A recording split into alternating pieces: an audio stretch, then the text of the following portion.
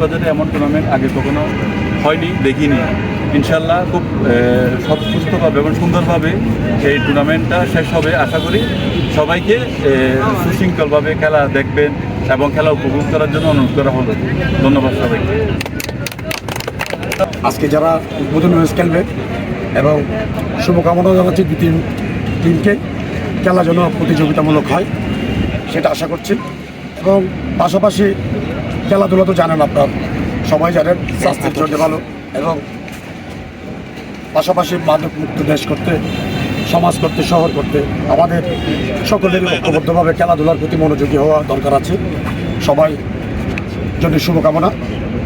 এই এরকম একটি সুন্দর একটি ক্রিকেট খেলা আমি মনে হয় কক্সবাজারে প্রথম যেটি আমি দেখলাম আমাদের প্লেয়ারদেরকে যে ওপেন একটি টেন্ডারের মাধ্যমে প্লেয়ার সিলেকশন, পরবর্তীতে যে এরকম একটা সুন্দর একটি ক্রিকেটের খেলা।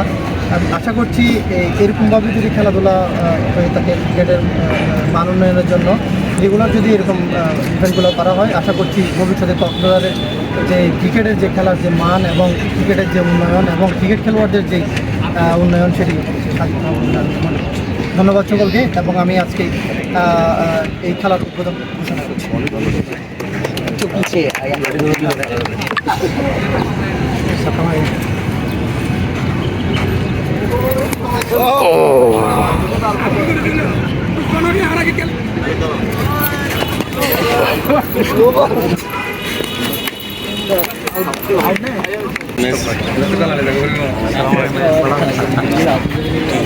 টুর্নামেন্টের প্রতিটি ম্যাচ, বিশেষ প্রতিবেদন, হাইলাইটস, সাক্ষাৎকার এবং সরাসরি সম্প্রচার দেখতে চোখ রাখুন রেনেসাঁ স্পোর্টসে।